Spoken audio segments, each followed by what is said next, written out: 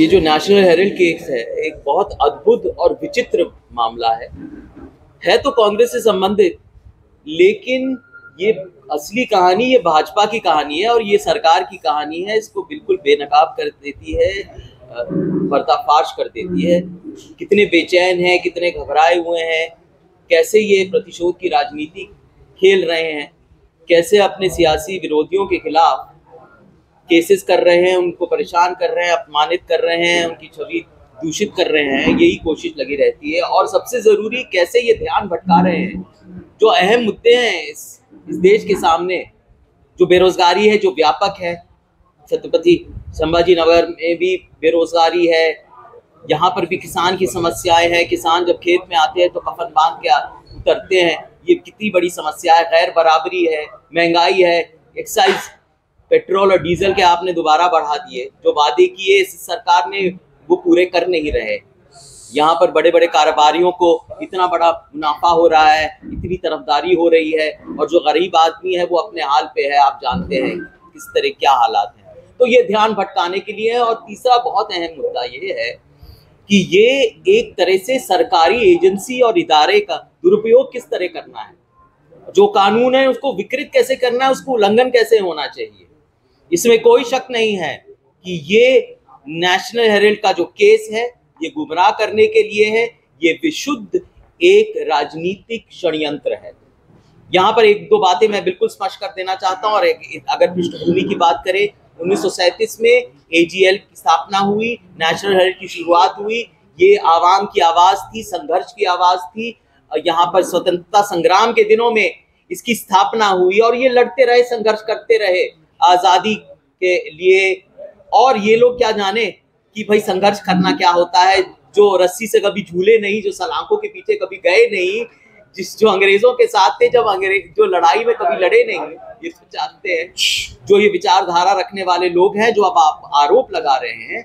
और बाद में नेशनल हेराल्ड अपना काम करती है बड़े समर्पण से, निष्ठा से, प्रतिबद्धता से। लेकिन क्या हुआ कि व्यावसायिक रूप से ये कमजोर पड़ गई, घाटे में पड़ गई हो गई।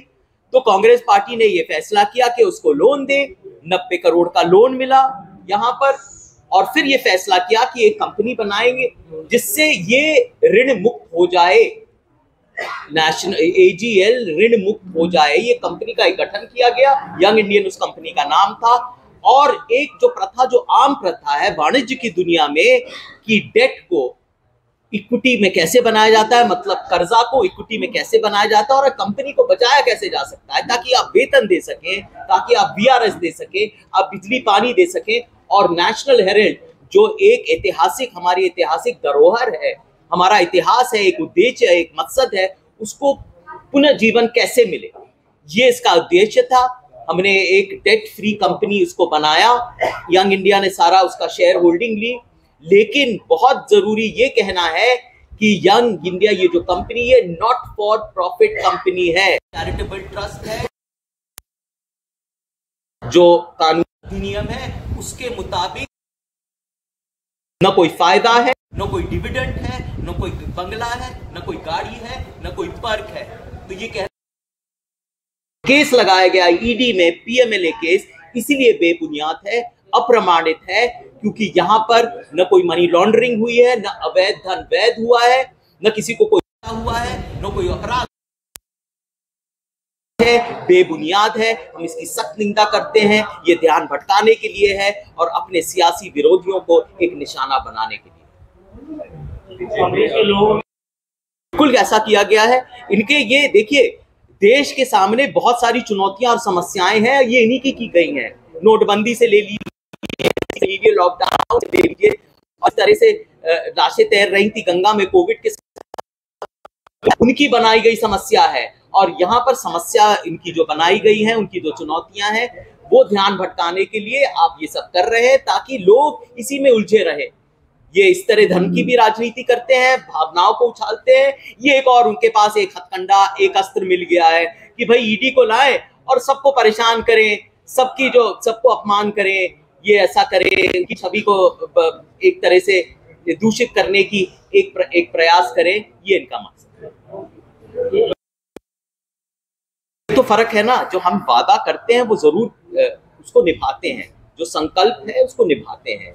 हमने तेलंगाना में भी किया, कर्नाटक में भी किया, हमने 5 वादे किए कर्नाटक में, हम उस समय आप जानते हैं, और वो सब स्कीम्स चल रहे हैं, वो लागू हो रहे हैं, कठिनाइयां हैं लेकिन वो लागू हो रही है। तो इसीलिए यहां पर आप देखिए, अब जो लाडली बहन ये जो स्कीम निकाली थी, आप 500 रुपए तक देने को आ गए हैं। क्या वादे करेंगे? और इस तरह नहीं, ये एक तरह से जो राज्य सरकार इनकी है, ये एक तरह से प्रतिबिंब है जो केंद्रीय सरकार है, वो वादे पूरे करते हैं ना ये लोग वादे करते हैं, एक दूसरे की नकल कर रहे हैं। नहीं, इस पे कानूनी एक बहुत से पहलू है, और जब ऐसा वक्त आएगा तो उस पर जरूर चर्चा करेंगे, लेकिन यहाँ पर सलाह मशवरा सब चलता है। बहुत शुक्रिया। बहुत आदरणीय काले साहब, अनिल जी, पवार साहब, यूसुफ भाई, और मैं आप सबका एक तरह से आभारी हूं कि आप सब यहां पर आ सकें। एक बहुत महत्वपूर्ण बात आपके सामने रखना चाहता हूं, एक बड़ी विचित्र और अद्भुत बात आपके सामने रखना चाहता हूं। है तो ये एक तरह से नेशनल हेराल्ड का केस कांग्रेस का एक तरह से संदर्भ इसका बना हुआ है, से संबंधित है, लेकिन दरअसल ये कहानी भाजपा की कहानी है। ये कांग्रेस की कहानी नहीं, ये भाजपा की कहानी है, क्योंकि ये जो केस है ये भाजपा को बिल्कुल बेनकाब करता है, इसका पर्दाफाश करता है। उनकी घबराहट, उनकी व्याकुलता, उनकी जो परेशानी है, और एक तरह से जो प्रतिशोध की जो राजनीति भाजपा बार बार खेल रही है, इसको बिल्कुल बेनकाब करता है, इसको सामने लेके आता है। और किस तरह कर रही है आप अच्छी तरह जानते हैं। यहाँ पर जो सियासी विरोधी हैं भाजपा के, उनको कैसे अपमानित करना, उनकी छवि को कैसे धूमिल करना, उनको किस तरह से एक तरह से परेशान करना, कोर्ट कचहरी के चक्कर काटते रह जाएं, कार्रवाई एक सजा बन जाती है, ये भाजपा अच्छी तरह जानती है। और दूसरी बात, बहुत अहम बात है कि ध्यान से जो असली मुद्दे हैं, जो देश के सामने मुद्दे हैं, ध्यान कैसे भटकाना, बहुत जरूरी मुद्दे हैं। आप सब जानते हैं यहाँ पर तो बेरोजगारी व्यापक है, छत्रपति संभाजी नगर को से लेकर देश के हर कोने में जाएं तो बेरोजगारी है, और किसान परेशान है, कर्जा का बोझ है, और जब वो खेत पे नीचे उतरता है तो कफन बांध के उतरता है। ये तो हालत हो गई है यहाँ की। और महंगाई को देखिए, एक्साइज ड्यूटी बढ़ा देते हैं। मणिपुर को देखिए, मणिपुर में इतनी ज्यादा समस्याएं हैं, गरीबी है, गैर बराबरी है। आप बड़े बड़े कारोबारियों को इतना फायदा उठाते रहते हैं, और अब गरीब आदमी की क्या हालत है आप जानते हैं। उनके जेब से आप पैसे निकालते हो और बड़े आदमी को देते हो, ये तो बड़ी हालत है। तो ध्यान भटकाने के लिए, लोगों को उलझाने के लिए कि ऐसे मुद्दे पे बात करें, या तो भावुक मुद्दा लाते हैं, धर्म का मुद्दा, या तो फिर इस तरह के लाते हैं ईडी मुद्दा। ये असलियत है, ये भाजपा की असलियत है। इसलिए मैं कहता हूं ये भाजपा की कहानी है, कांग्रेस की कहानी है ही नहीं। और तीसरी बात, और अहम इसका एक पहलू है कि किस तरह ईडी को एक अस्त्र बना के, एक हथियार बनाकर जो विरोधी हैं उनको, उनके ऊपर एक निशाना उनके ऊपर छोड़ दिया जाता है। तो ये आखिर एक विशुद्ध राजनीतिक षड्यंत्र है, ये जो हो रहा है कांग्रेस के साथ, और ये भाजपा की कहानी है। अब थोड़ा सा एक पीएमएलए की बात कर लेते हैं, और मैं मुद्दे पे आता हूं आपको समझाने के लिए, और मैं आपका ज्यादा वक्त नहीं लूंगा, सरल शब्दों में आपको समझा देता हूं, सब कुछ स्पष्ट हो जाएगा। ये जो केस है ईडी का, पीएमएलए का केस है, prevention of money laundering act. Money laundering मतलब जो अवैध धन है, जो काला धन है, वो वैध कैसे हो। तो यहां पर prevention of money laundering act का केस बनाया गया है, और इसमें 3 महत्वपूर्ण शब्द बड़े जरूरी होते हैं इस केस में, इसी पे आधारित है। प्रोसीड्स, यहां पर प्रोसीड्स ऑफ प्रॉफिट, प्रोसीड्स क्या है, क्राइम के प्रोसीड्स क्या है। तो यहां पर अपराध का मुनाफा कैसे हुआ है, किसको हुआ है, इसके आधार पे ये केस बनाए गए हैं। पर विचित्र बात यह है कि यहां ना तो मनी लॉन्ड्रिंग हुई है, ना अवैध धन वैध हुआ है, ना यहां पर प्रॉपर्टी और अचल संपत्ति का कोई ट्रांसफर हुआ है, ना यहां पर कोई एक तरह से अपराध हुआ है, ना मुनाफा हुआ है। प्रोसीड्स ऑफ क्राइम कुछ भी नहीं हुआ, इसलिए बिल्कुल विचित्र केस है। ये बिल्कुल बेबुनियाद है, ये अप्रमाणित है, ये बिल्कुल निराधार है और इसीलिए हम इसका पर्दाफाश करना चाहते हैं। अब थोड़ा मैं ले जाता हूं आपकी पृष्ठभूमि पर। इस केस की पृष्ठभूमि क्या है, कैसे शुरुआत हुई, और ये जानना बहुत जरूरी है। बहुत सारी बातें फैलाई जाती है, अफवाहें होती हैं, लोगों को गुमराह करने की कोशिश होती है। मैं 2 शब्दों में इसके बिल्कुल स्पष्ट कर देता हूं।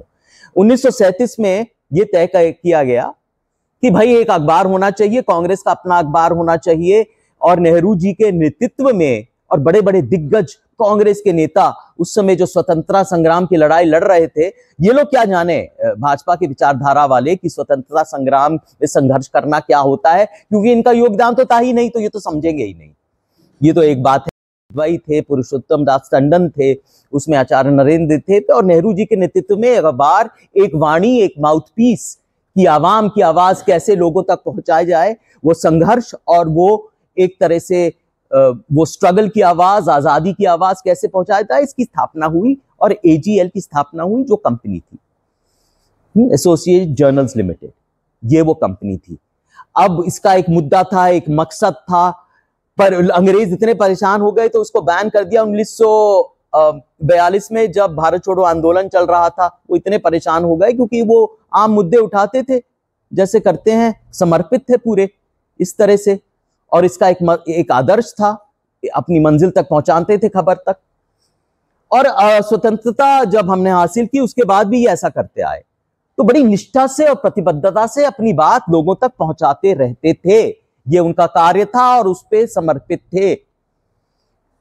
लेकिन क्या हुआ बाद में कि व्यवसायिक रूप से ये सफल नहीं रहा, घाटे में चला गया, परेशानी आ गई, वेतन नहीं दे पाए, वहां पर ग्रेच्युटी नहीं दे पाए, वीआरएस नहीं दे पाए, बिजली और पानी देने में परेशानी आ गई। और क्योंकि ये एक तरह से कांग्रेस का ही हिस्सा था, तो कांग्रेस ने ये फैसला किया कि भाई इतनी बड़ी एक राष्ट्र का धरोहर, इतनी बड़ी एक संपत्ति है, इतनी कीमती चीज है नेशनल हेराल्ड, और भी अखबार थे कि दूके भी थे, नवजीवन था, इतनी बड़ी संपत्ति है, तो हम कैसे, इतनी कीमती है हमारे लिए, कैसे इसको जीवित रखें। तो 2002 में एक फैसला किया गया कि इस पे हम कर्जा देते रहें, और इसको एक तरह से कर्जा कह दीजिए, लोन कह लीजिए, राशि कह लीजिए। वहां पर 10 साल तक, 2002 से लेके 2011 तक कांग्रेस पार्टी ने, क्योंकि ये कांग्रेस पार्टी का हिस्सा था, जाहिर है कि इसको जीवन हम देते रहेंगे, ऑक्सीजन इसको मिलता रहेगा, हम करेंगे जित मदद है, करेंगे जरूर, क्यों नहीं करेंगे। तो कांग्रेस पार्टी इसको लोन राशि में 90 करोड़ रुपए दिए, बात ये सच है बिल्कुल, और इससे इसको पुनर्जीवन मिला, जीवित हुआ, चलता रहा अपना कार्य, अपना समर्पण वो दिखाता रहा, लोगों की आवाज वो बता लिखित रूप में वो पर पहुंचाता रहा अपने लेख में। बहुत महत्वपूर्ण इसकी भूमिका है हमारे इतिहास में और कांग्रेस पार्टी में। तो पर अगर ऐसा हुआ तो फिर एक कर्जे का बोझ भी हो गया एजीएल पर, ये जो कंपनी है एजीएल, इसके ऊपर एक बोझ भी आ गया। तो फिर हमने सोचा, और बड़ी सलाह के बाद, कि भाई कैसे इसका बोझ, इसको ऋण मुक्त कैसे किया जाए, बोझ कैसे कम किया जाए।